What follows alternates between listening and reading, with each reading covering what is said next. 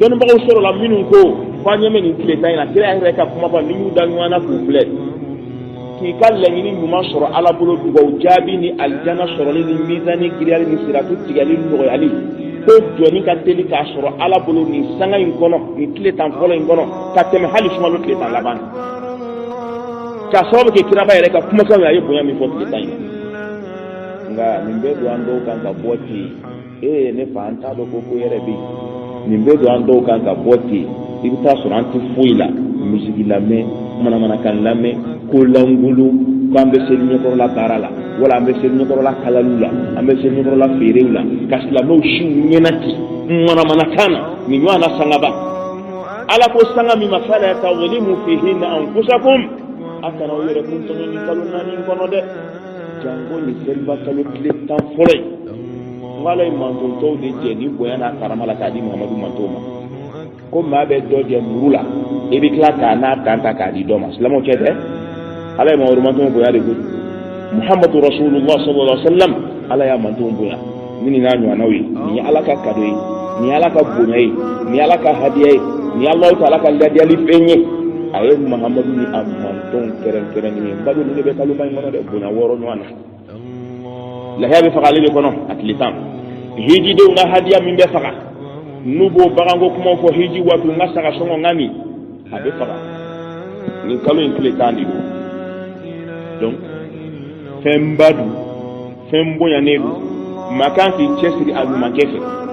nyuma bonda beda yele mba kono saraka bobi sabu ni ma sedela nya sedola dot se ka sun rudimi be estomo be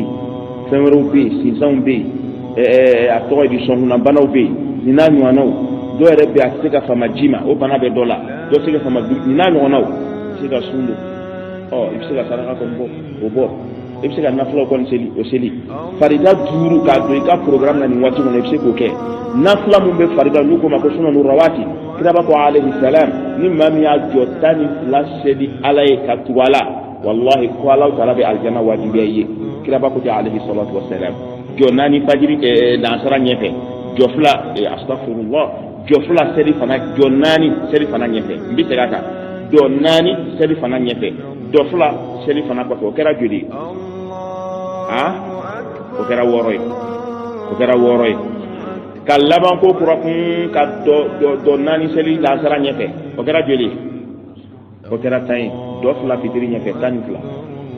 akum ma ya do tanin flashe di Allah subhanahu wa ta'ala qala bi aljana wajib ya lamai kira ko ta'ala sallallahu alaihi wasallam ko do ga program ni wati bay mono ka fara farida guru ka zikuru chaya nyuma bonda de ni bede ado da tenti kun ka saraka bo me fi ka zikuru ko ni astaghfirullah ni ala ya ke problem be solution al-Hasan al-Basri rahimahullah manana ma seedo ka to aka walanda di yorola jama sigimbe ka lamini o ko ma ko ngara mo kaunta kembe gele ya dai bi da suku gele ya da sanin tala ka te fen tala ka soro ko tastaghfirullah wundi o bi ko do ma wara bina ako ngara mo ma sango gele ya da an ga sene wati te men do flanga jita la kana ako tastaghfirullah wundi ma warenna na kwa ma ko an ga dengo gele ya mbede ku gera mena tinta la ka soro ako tastaghfirullah wundi ma warenna na ma ko ay do gele an du mun ka cha ako tastaghfirullah wundi mom na wala ndabe bakala ndindo ya nyini ngako ngramo bana duru furakeli ni nana iko astaghfirullah denten fi astaghfirullah sugu mande astaghfirullah santa la kana jaba anta sele wati temendoro anga falen ton sele ton bala ka iko astaghfirullah jita nga ko kono astaghfirullah jurumun ka astaghfirullah ko kuma ni me furashuwe ako chiedu koy ako kala ne ma ko ma ko ngumvede kuna kaji ta'ala ka kuma kan kala suratu nuh kono fa qul astaghfiru rabbakum ko ale nuh de ko ka moma aya astaghfirullah ko de na ya astaghfirullah ko yaghfir lakum dhunubakum no kala Allah ta'ala ba ka jurumun ngata o de fa qul astaghfiru rabbakum innahu kana ghafara abaw jurumu yafa innahu kana ghafara abaw ko kaje ka baw juruna sabu jurumu yafa o ke ba badu wa yursilis samaa alaykum midrara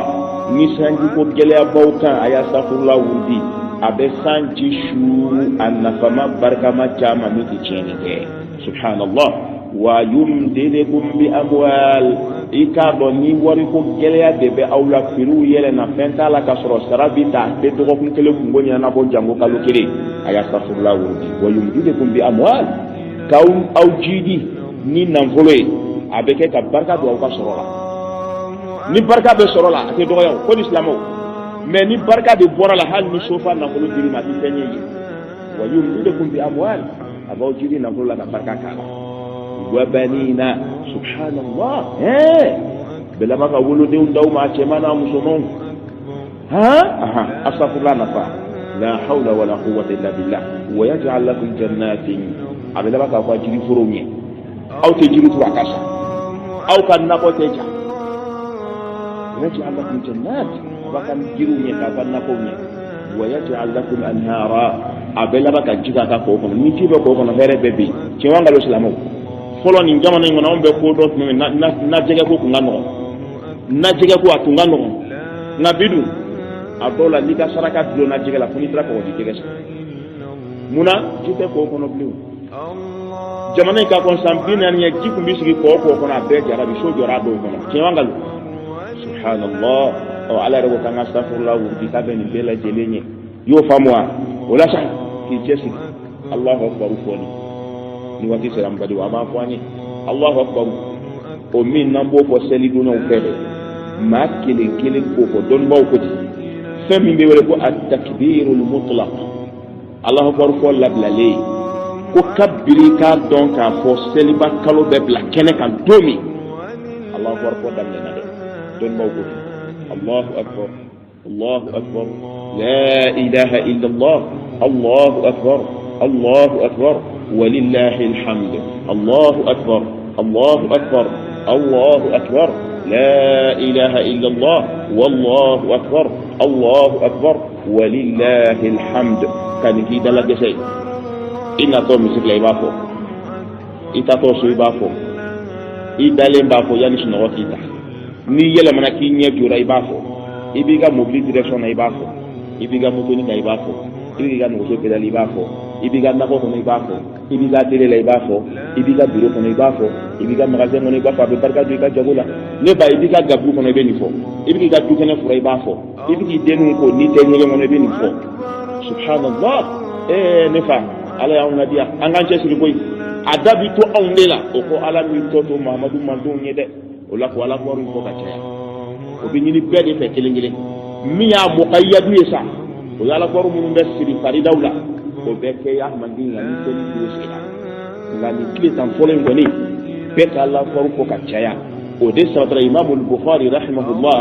afaka sahihu kono qala kira alayhi salam akamma la moni flakumbe noy abu huraira minga hadisa la kalle ka sahaba be sabo ale kilembe hadisa ba duru hadisa keme sabani biolo flani nani ayo de la kala la kala non abe ba ko lo kono ni ya kunu fakida ba ko disiri la ni ya kunu fudu la ba fi ita do kaye ce ya te nyoro ya e ka hadisa duru shi ko bo ate bo ngono ko ngasa ya duru don ita do ko abu huraira ni ce ko wasan duru de watri de ko wala hali togotigi kunte moko ngok ba seri ka bi ala kira no fe sallallahu alaihi wa alihi wasallam nda yi togodo hadisa ko ina kira e dugo kai ko ni min doni ko hadis ala kanu ko ala ya jadi o tele ani Omar bin Khattab denga ibn Omar mama kira la digi dine barala ka mimbo sabo aka kira la digi seraro la hali kira goya tige to jigina jiri min koron makani madina ke na fana bi ta umra ni hitila na maso jiri murati subhanallah wa awni nunu be aljanna kelen go koy awni nunu de be kongera sila firdausi kelen no fe ni che ba flatun gara sabatira bukhari kote ni tle tan folo imblara keneka ko sel batalo damena ko bi boka do su ko no do do yoro jamo de la yoro mu tara jama sororo mu be fodi ke bu shu ala farfoka yukabbirani fa yukabbiru an-nas bi takbirihima to gala faru fo no kera mo hakilati mo gala farfo ni sahaba ba fulay bukhari ala kali munu nga bara ku ni donc ba ci ram fanana anga cesi hal al mami musaka ko kam mawhat lati e ba bara di soro sabu ma chama de ni ne an nga ginye de kembe kan shugula an ni mbanda roko morgu fambe sisa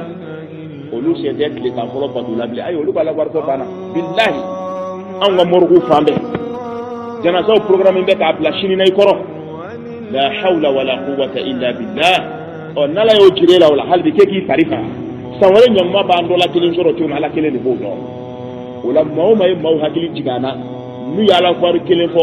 a b'e ka misani kɔnɔ fɛn t'i b'u ta la n'i ka i yɛrɛ bilen ma se dɔ wɛrɛ la kɛ i ka denbaya dun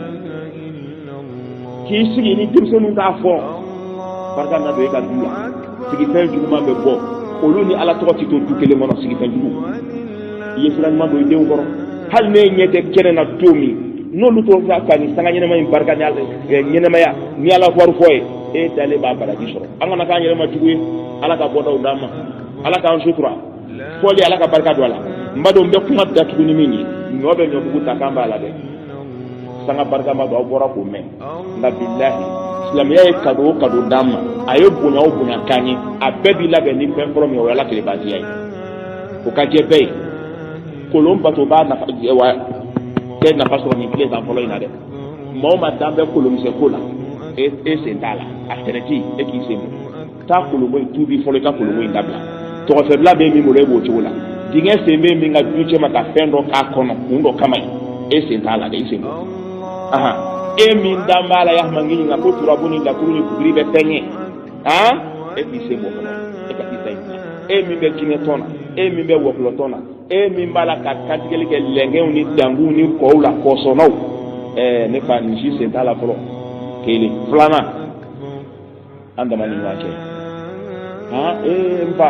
n'i b'o dilan o dilan bilahi n'i si mun bɛ kɛ alahu akibaru fɔ la k'i si mun bɛ kɛ zikiru ni kuranɛkala ni nafila seli la sinji tigɛlen seri bolo lahara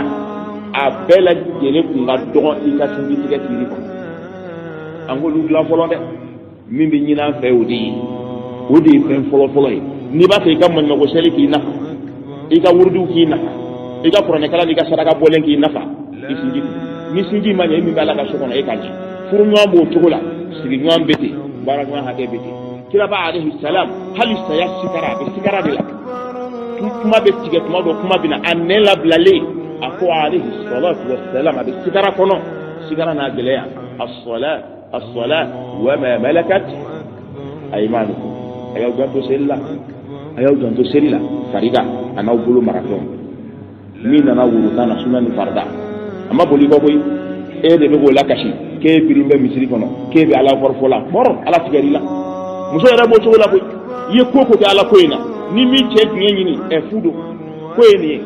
a ye sinjiw tugu a ka ɲɛ n'anw ɲɛ na dugukolo bɛ ɲɛ kuntum khayra ummatin ukhrijat linnas aw de ka fisa mantonw bɛɛ ye mais a ka sɔrɔ a y'olu ɲɛ na n'a fɔra e da tigɛ bi sinji la e biri bɛ misiri kɔnɔ fu tɛ wa nin waati in de baraji ka bon ni sanga bɛɛ ye dɔnnibagaw ko ten a farida ka bon waati wɛrɛw farida ye hali seli wele la nin waati seli wele baraji ka bon seli waati wɛrɛw ta ye